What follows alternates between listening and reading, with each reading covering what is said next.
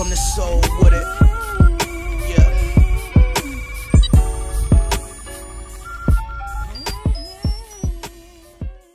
So Stephen A. Smith had a caller call in on his podcast today to discuss the Lakers possibly making a trade for a superstar. The caller asked Stephen A. Smith if he was the Lakers general manager, would he trade the young core for a superstar? And this was Stephen A. Smith's exact quote. He says, "Personally, as long as you're not asking me to give up Kyle Kuzma, I'm down with it. Because I needed third wheel. I am a Kuzma fan. I think the sky's the limit for this kid, and I think the lights are going to shine brighter and brighter as the years go on. I'll give you Ingram. I'll give you Lonzo Ball. I'll give you anything you need. I think I would have held on to Julius Randle, and if I would have let him go, it would have been via trade as opposed to letting him walk out the door. The flip side is I'm holding on to Kuzma for dear life and Josh Hart as well." Stephen A. Smith finished his statement by saying LeBron James, Kyle Kuzma, and Josh Hart are the only players untouchable, and everyone else can go. The caller mentioned Lonzo Ball being a keeper, but Stephen A. Smith basically stated, but Lonzo Ball is not De'Aaron Fox. If you guys would like to see the video, the link is in the description box. But I disagree with Stephen A. Smith, of course. You know, Kyle Kuzma is balling right now. Like, he's looking absolutely phenomenal. And he's actually one of my favorite players on the Lakers. But you have to be logical. LeBron James will be 34 years old in a week or two. And he has a lot of minutes on his body. And he's going to put more minutes on his body as you go into the postseason. Anthony Davis will help LeBron James conserve a ton of energy. He will need another scoring punch. He need another superstar beside him.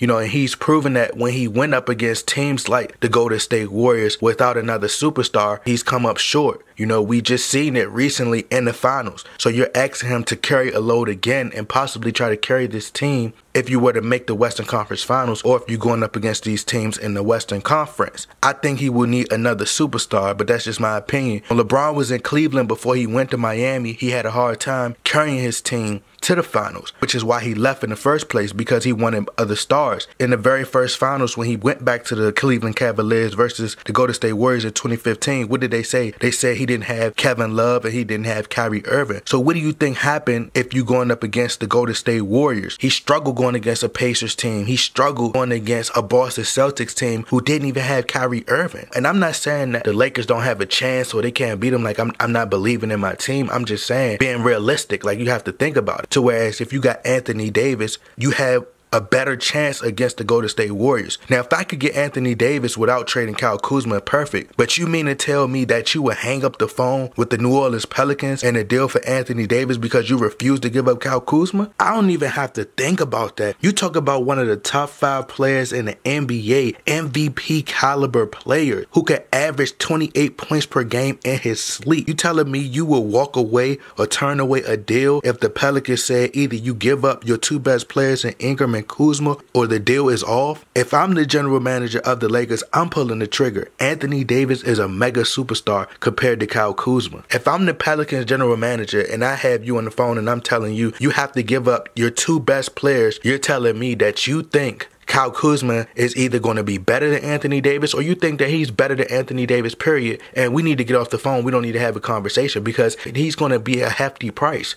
For me, you're comparing Kyle Kuzma to Anthony Davis. It's like, come on, bro. Like, it's not even close. Stop. Under the video that I'm speaking of now, I wrote under the comment and I had someone respond to my comment on YouTube like, what if you don't get a third guy? So I said, who do you think I have a better chance of getting a top free agent with in 2019? LeBron James and Anthony Davis, or just LeBron James and Kyle Kuzma? There's a lot of players that's saying that they don't want to play with LeBron James if these reports are true. So we just going based off these reports. If these reports are true and they're coming from a credible source, that's a huge risk that you about to take with these young guys going into free agency, and you could strike out, then you don't get nobody. So you will have a better sales pitch if you go into free agency 2019 with Anthony Davis already on your team. Now, I'm not saying it's going to happen. I don't know. But I'm just hypothetically speaking.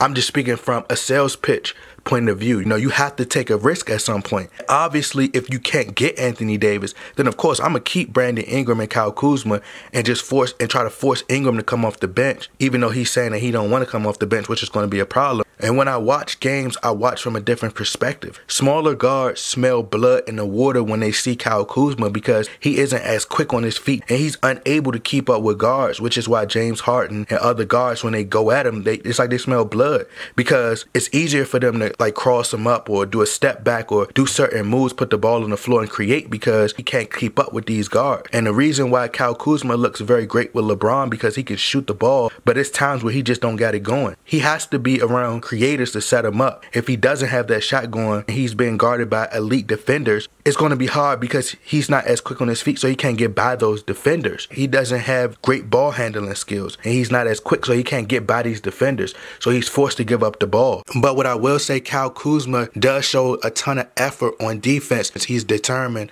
and he has tremendously improved on the defensive end, but he just can't do certain things on defense. It's saying that the Celtics could trade for Anthony Davis, and I'm like, all right, if the Celtics is your competition, you have to have a better offer for Anthony Davis. You have the advantage of having Clutch Sports, which is LeBron James' agency, pretty much. And lastly, as far as Lonzo Ball, I disagree with Stephen A. Smith.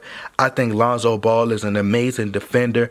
And if I could keep Lonzo in a trade simply to be my backup point guard, then fine. But Lonzo Ball defense has been incredible. He's getting others involved. His shooting hasn't been stellar, but he would make a perfect backup to me, in my opinion. But if the Lakers could keep Josh Hart and the rest of the bench, and I think they should make a deal as quick as they can. I believe that they should make a deal before the deadline because you don't want to risk going into free agency without a sales pitch, or risk the Celtics trying to get them before you do. All three of the top free agents play for the Golden State Warriors right now. So if you want to be able to at least give yourself a chance to sign one of those players, I believe the best chance you give yourself, I think the only way that Golden State Warriors team break up is if they lose in the playoffs, Western Conference Finals, or if they lose in the NBA Finals. That's the only way I see. So I feel like the Lakers will have to defeat them in order to give yourself a chance to get Klay Thompson or Kevin Durant or DeMarcus Cousins.